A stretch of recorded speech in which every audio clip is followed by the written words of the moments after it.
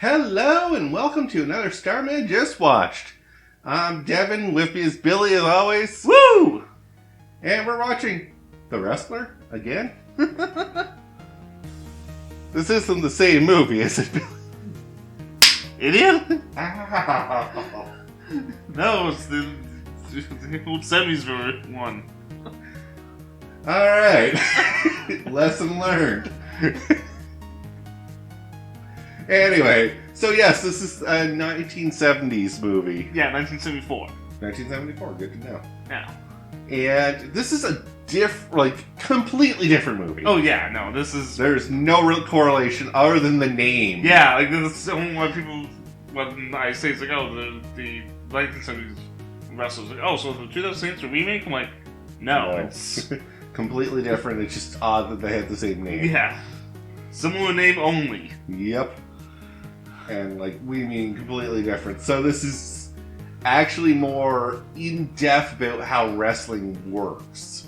Or was working in the 70s. Yes, this is, back when, back when kayfabe was real, and there was, because, one thing you would have noticed in the movie, yeah, you never see the opponent telling you who was going to win. Yeah. So... They never discussed strategies in the ring. Yeah. And how they're going to sell the moves. Yeah. It's back when it may look legitimate. Yeah. Well, actually, I feel it was legitimate back in the day. Oh, yeah. It wasn't just, okay, the title's just here for show. It's no, the title actually means something. Yeah. You actually earn this win. Oh, yeah, no. That's why back in the day, a lot of the champs were actual amateur wrestlers. Yeah. Which I kind of like back in the day, because then, everything felt more real, if that's a way of saying it. Oh, yeah, no, that's why a lot of people, say, the old way of doing wrestling was, because that was all, fancy. It's all fancy and over the top. Yeah. And I was like, no, I want some good old classic wrestling. Yeah, it's when the wrestling shows I used to watch, it's when the time we're going to indie shows, you hear the wrestlers talking about what the next flippy move they're going to do. Yeah. I'm like, okay, I'm going to throw you off the ropes, and then I'm going to bounce off your shoulders, and then while I'm in the air, I'm going to kick you in the head. Yeah. Yeah, you don't get that in old-timey wrestling. No. Old-time wrestling, you might see that, but the other guy doesn't know that's coming up. Yeah, no.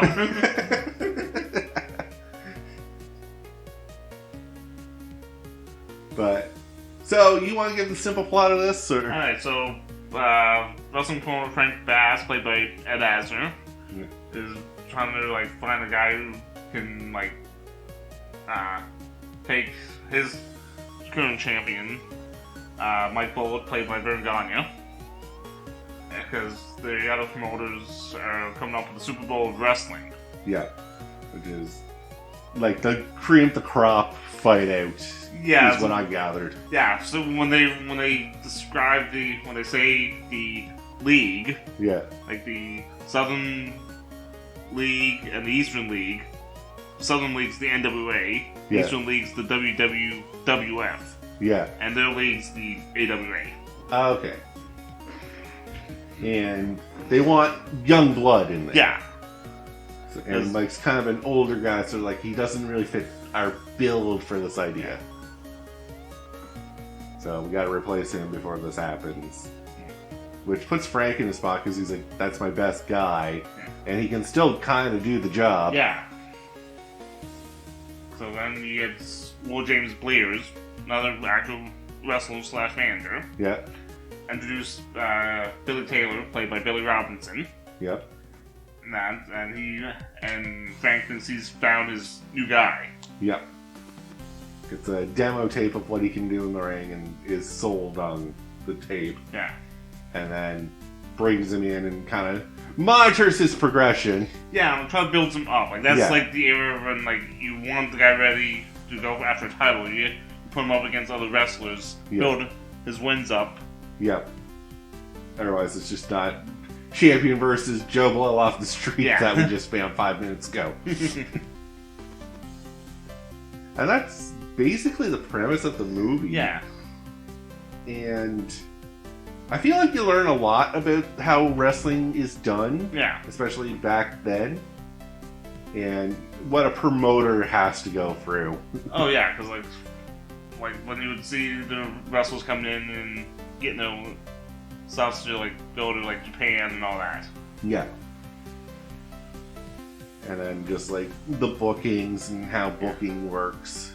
Yeah, and you get when you get the call like someone calling from Australia. Yeah. And well, that because when they're like say Jim Barnett from Australia, it's like that was the promoter of Australia. Yeah. So again, I'm going to take it that this is one of your favorite movies. Yeah, well, like I saw it back when I was in high school on one of the retro channels.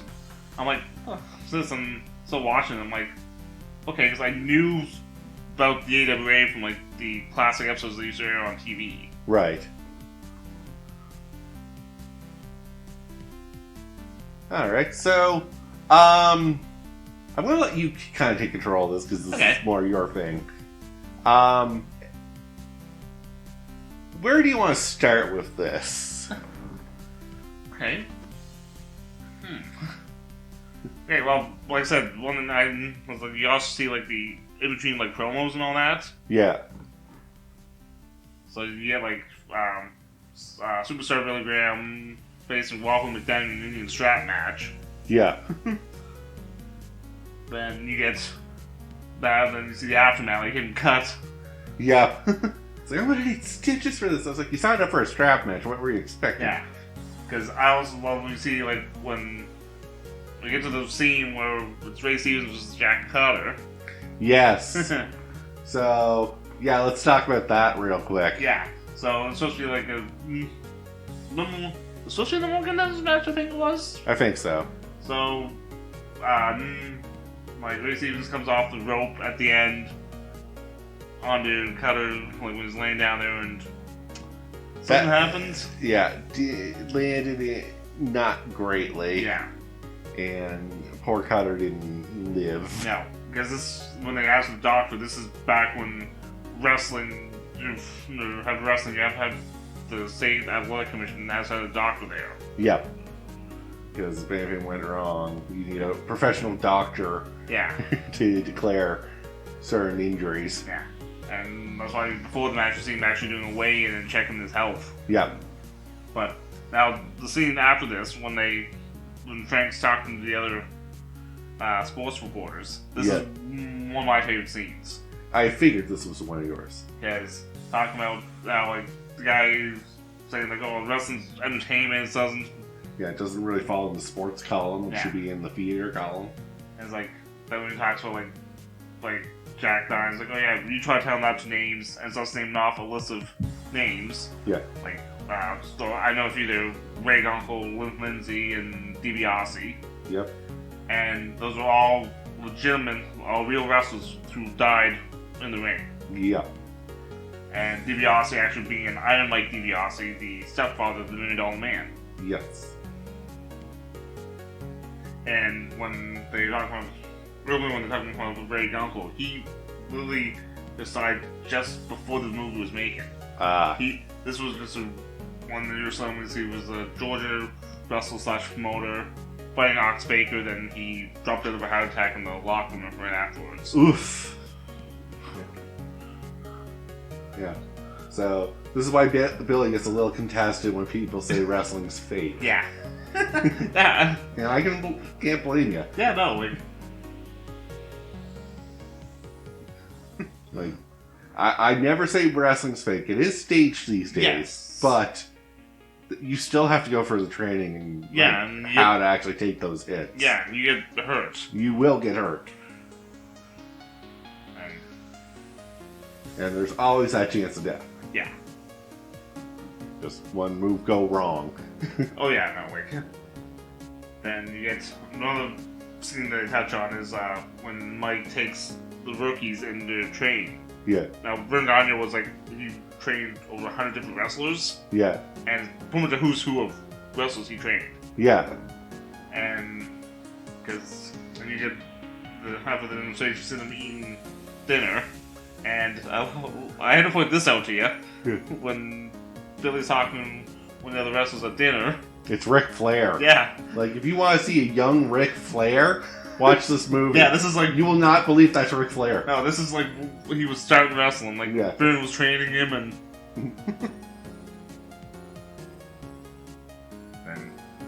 then he gets... Wow. I was like... The other scene, I think they must have had fun filming the bar scene. Yep. Dusty Rhodes, and who was the other guy? Dick Murdoch. Dick Murdoch. Yeah, so when you got Dusty... and... It was like the guy who plays Odd Job, which I called. Yeah, like, you just thought it was... I just was making a joke, but then you're like, no, that's actually Odd Job. I was like, holy crap. Yeah, who was actually an actual wrestler. Yeah. Interesting to know. Yeah. So they go on, they say like, karate very strong, wrestlers very weak. And then proceeds to karate chop the table. Yeah. And Dusty Rhodes and Murdoch can't really get into a bar fight. They're kind of under a little bit of pressure from Frank for being in previous bar fights. Yeah. That just when they had enough, they just look at each other. Sorry, Frank. Yeah. Yeah, they move to another table, and the karate guy comes over and karate chops the other table. And yeah, that's the straw. Yeah, no, like... I feel like super kicked the bartender too. Yeah, and the bartender was the next wrestler too, Hardcore Haggerty. Yeah. I mean, bartender kind of brought it on himself though, because he's like, you better watch it. Those guys are wrestlers. Awesome. Yeah. I was like, if you didn't say anything, I don't think the Chinese men would have paid these guys much attention. Just gonna say that. Yeah, no, like if you would have told them they were wrestlers, they would just think they were dumb rednecks. Yeah. And would have just moved on. Yeah. Yeah, because you got this subplot of the mobster. Yeah. This bugged me a little bit. Okay. Because it didn't really need to be in this movie. Yeah. It does show kind of like the more dirtier side to being a promoter. Yeah. Is that you're going to get these, they're mobsters, but it's really just guys who want, like, bet on matches and want to rig the match in their favor. Yeah. So, they come to the promoter and be like, you make sure Buddy takes a fall, or otherwise you're getting your ass handed to you. Yeah, because the first scene is when in the steam room. Yeah. When he threatened Frank. Then next the Crusher and the Bruiser show up. Yeah. Bigger dudes than what he brought to the table. People honestly one of the toughest tag teams ever. Yep. So, you don't mess around when those guys are just hanging her over. Then you get to the end where they tell Frank, listen, you gotta tell Mike to lose. And when he says no, they beat up Frank for it. Then when they get ready to attack the secretary, yeah, Crusher Bruiser show, perfect timing, and just beat the shit out of them in the locker room, which there wasn't much of a locker room left. No, by the way, they definitely need a new door. Yeah, because every time one of them hit the guy's head off the wall. Yeah, like, brick wall. Yeah, like. If you ever go to your local rink or sports arena and you see the brick wall there, that's what this buddy's head was smashed into. Now, I want you to give that wall a punch. Yeah. And you'll figure out that really fucking hurts.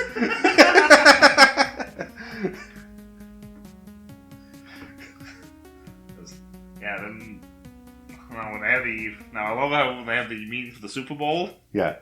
When it shows like all the promoters, most of them were legit wrestling promoters. Yeah, McMahon was there. Yeah. And I don't know all promoters, but the name McMahon sticks out obviously. Yeah, and that's McMahon Senior. Yeah, that's Vince Senior. That's his father, which I like because I very rarely find clips of him. Yeah, like being interviewed. Fair enough. Yeah, and this is where they're discussing like the Super Bowl should be new blood. Yeah. Like the best we have, but also new. Yeah, because we can talk about Pedro Morales and Dory Funk, because, like, no, come on, Dory's, like, bald. It's like, yes, but he's only 32. Yeah. I mean, fair, I guess.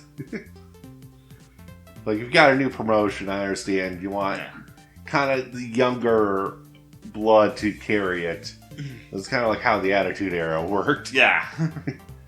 Because we want guys who will go above and beyond just regular wrestling. Yeah. Am I right in saying that? Or? Yeah, no, because like I said, like, this, like, when they started the Attitude Era, they said try to put more emphasis, more of you and the character. Yeah. That's why Steve Austin got a big change. Yeah. Because he used to have hair, right? Yeah. Anyone remember that? Yeah.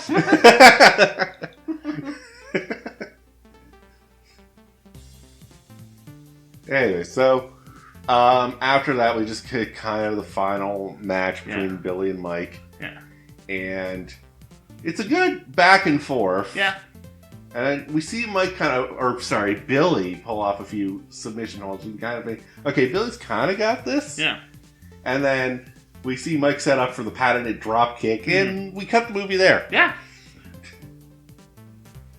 You are never given the answer to that question. Yeah, I know. I like the last one. Yeah. It's like, that's the only other similarity is they cut very short. Yeah. Except for we don't know if the guy died. Yeah. All we know is Billy probably took a boot to the head. Oh, yeah. And Mike went to the Super Bowl. Yep. Alright, so pros and cons of the movie. We'll look at that before we finish off. Pros, like I said, like, it shows, like, really, like, how wrestling worked back in the day. Yeah.